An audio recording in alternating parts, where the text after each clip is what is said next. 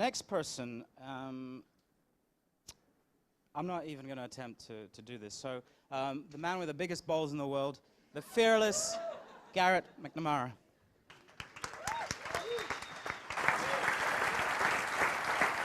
Hello, hello.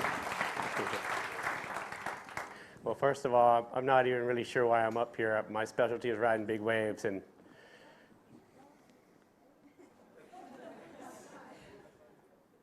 see, I don't know what I'm doing. It says, all right, here we go. Me, a brand. It's like, okay, shoot, I am nervous actually. Me as a brand, it's like, as a surfer, we start out surfing and for the passion, for the love, and it's all we want to do, and it's all we think about every day. And to be able to keep surfing, you got to get sponsors. So you think, okay, I'm going to get this sponsor, they're going to pay me, I'm going to surf, and that's all great. And then if you want to keep going, then you got to brand yourself. And as a surfer, that goes against everything we believe. It goes against our code of ethics. You never want to put your face or your name on anything. And when I was about 30 years old, I linked up with the senior vice president of Time Warner, and he took me under his wing and taught me about branding and taught me everything that I needed to know. And if it wasn't for him, I wouldn't have even known how to brand myself. And it's like, what am I, an energy drink or something? I got to figure out how to sell a bunch of me. It's really challenging. And let's see the next slide. First, you got to find your passion. And all of us are passionate about something or other. All of us are special, and we can do something better than everybody. But you have to figure out what you're passionate about.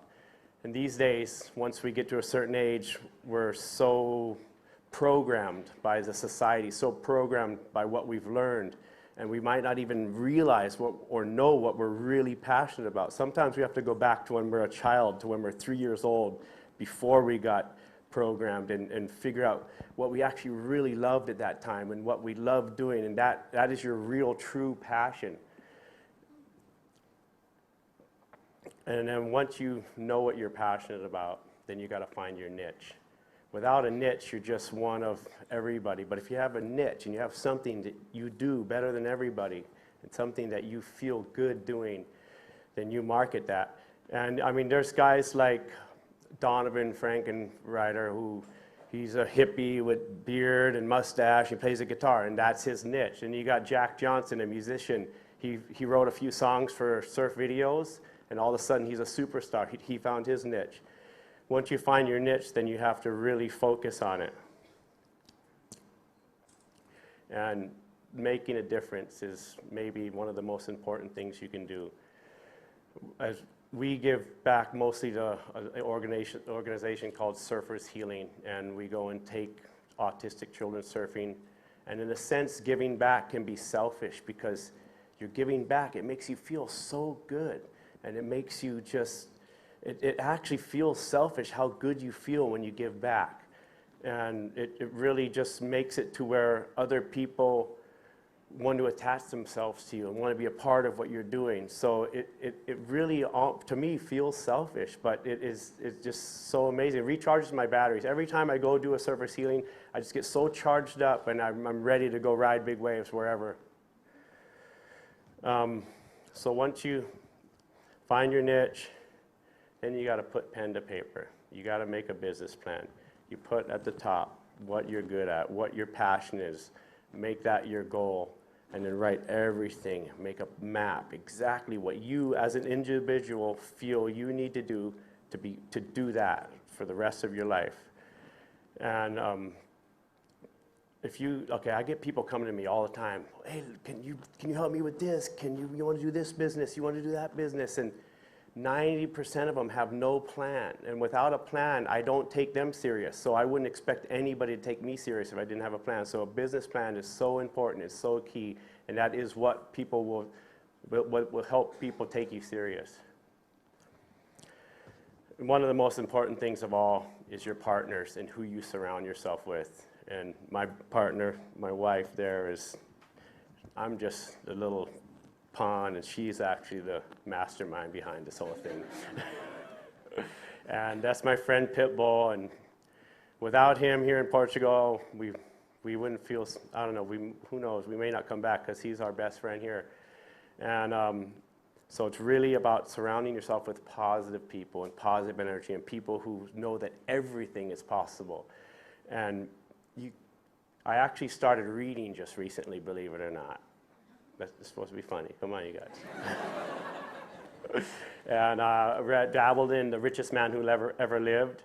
And he talks about one of the key points is go through as many partners as necessary to find what you might go through 100 just to find one good one, but go through 100 people to find that one key person that you can work well with and that is positive and that's supportive and that will help you get where you want to go. And you'll also help him get where he wants to go. It's all about giving each other the chance to grow and do what you love to do. Now, one thing, it's not going to play? Okay, this was supposed to be a video. That's me going at a giant wave on the jet ski, and it broke and took us over the falls. And there was a guy holding the sled, and both of us could have instantly been killed. And this is the day before the world record wave. So after that wipeout, I was done.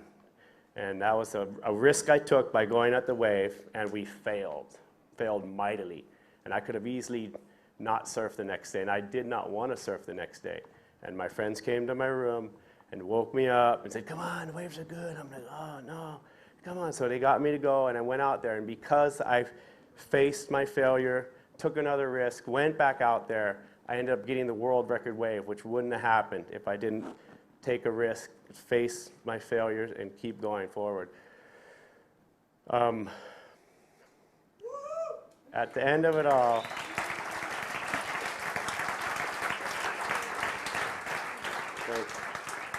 we've really been working with, our main focus right now is working with children and inspiring them and helping mold them and letting them know that you can do what you love for the rest of your life. Find your passion. Our message is find your passion, follow it, and make it your life.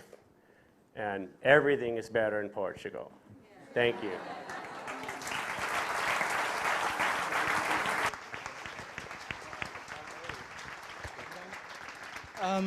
We still got about 5 minutes.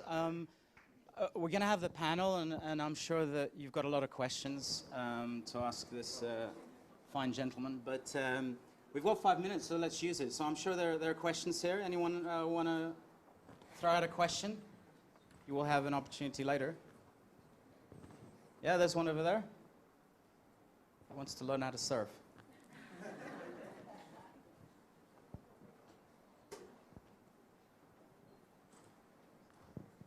Thanks.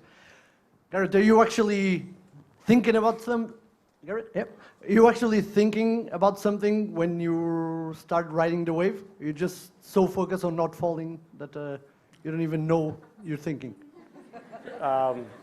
Usually, I just surf with my heart, and it's natural, and it's perfect and beautiful, and just I follow my heart. There's certain waves that are so massive and so much consequence, and I really focus on is staying in the moment and navigating and making sure that I make it.